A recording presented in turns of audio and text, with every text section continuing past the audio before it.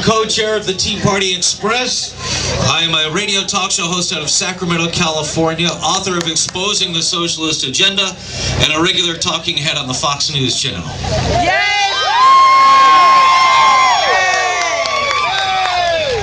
You know, any words I could say or compose this morning after last night's midnight treachery would fall horribly short and inadequate. So I printed out some words that were written for me a very long time ago. And I think they're ever more apropos today than they were when they were first penned. We hold these truths to be self-evident, that all men are created equal, that they are endowed by their Creator with certain unalienable rights, that among those are life, liberty, and the pursuit of happiness, that to secure these rights, governments are instituted among men, deriving their just powers from the consent of the governed, that whenever any form of government becomes destructive to those ends, it is the right of the people to alter or abolish it and to institute new government.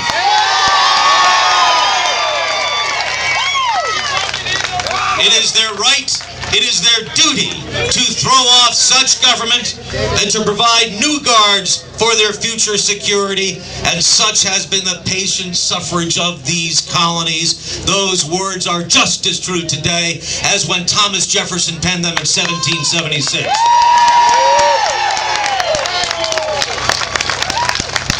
On this dark morning, we awoke to find that the United States Congress, assembled in Washington, has declared war on the Constitution and the American people.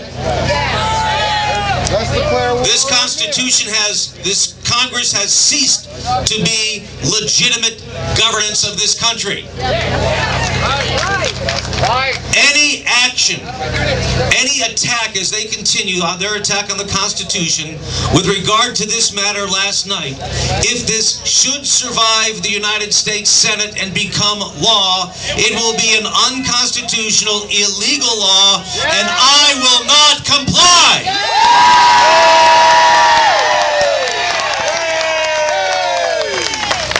I pledge allegiance to the United States of America, not the government which occupies her at the moment.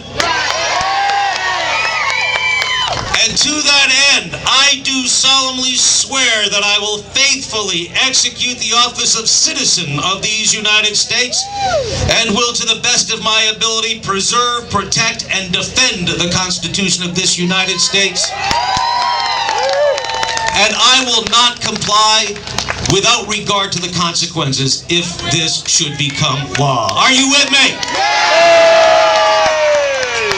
It's time to take our country back. 2010 will be the day we become the United States of America again.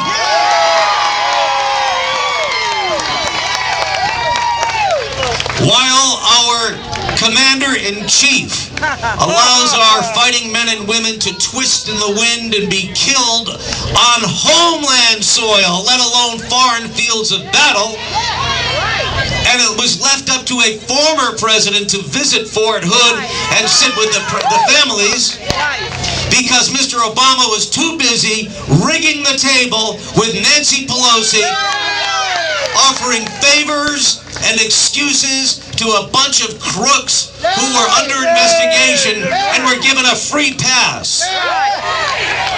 Get out of jail free card to sell out the American people. Right. While that's happening, we here are defending this nation from within. Those military men and women have a champion, a loud voice in this country. She's my co-chair, Blue Star mom and one teed-off Marine mom, ladies and gentlemen, Deborah Johns. Thank you, Mark.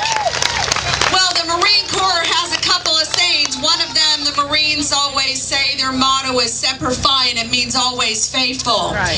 That is exactly what our military men and women who wore the uniform and currently wear it. They are always faithful to this country, right? When they took their oath of office and were sworn in to serve and defend this country, that oath has never expired, right? You know what? And we have a president who does not know what it means to serve and defend this country because he has never wore that uniform. He is a defunct commander chief. I do not want a president that goes around the world and apologizes for the greatness of America. We have nothing, right? We have nothing to apologize for. He has failed at every level of his leadership with the United States of America. And one is starting with his failed foreign policies, right? He came as Little Red Riding Hood, promising hope and change. He came promising hope and change, and he has turned out to be the big bad wolf who's dismantling this country from the inside out.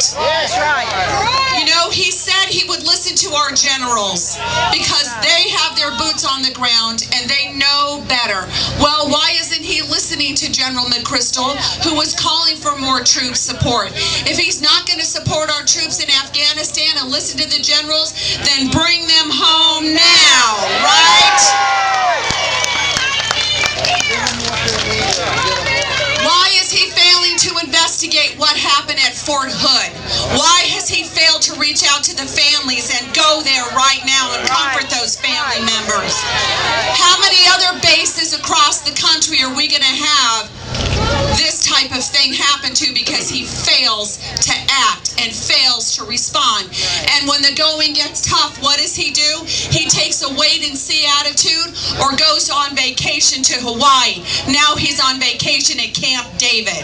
Shame on him, right? He's chicken. You know, folks, he talks about the stimulus bills, that the stimulus bills were going to not have higher unemployment rates. Well, those stimulus bills have failed because we now have 10.2 unemployment across the country. Joe Biden comes out and says, well, the stimulus bills are working because American people are still getting unemployment. Well, as far as I know, unemployment doesn't pay the bills, right? And what about the bailouts to the banks? On Friday, we had 120 more bank closures from Michigan, California, Minnesota, and Georgia. So where the bailouts are not working to the banks either. They're not helping the American people. And if our country and our government cannot live financially responsible and stop spending more than we take in, then don't borrow any more money from China, right? Our government is already defaulting on those loans to China, ladies and gentlemen. So are we soon going to be the United States living under socialistic Chinese rule? Come on, we gotta stand strong. Folks, we owe it to the men and women in uniform who gave us these freedoms to draw the line in the sand and not move it with the liberals anymore, right? We have got to hold true to the policies of the Constitution. That's what we need to stick to. That's what we need to make these elite politicians stand for, is adherence to the Constitution. We need all of you to stand united with us in order to take this country back, ladies and gentlemen. We've got our work cut out for us in 2010. And it's going to be a rough election year, and the rhetoric is going to change on you, and you've got to be ready for the elite politicians. You've got to hold firm to your convictions and your beliefs about what you want in America. Folks, thank you very much for all being here this morning. God bless you, and God bless America.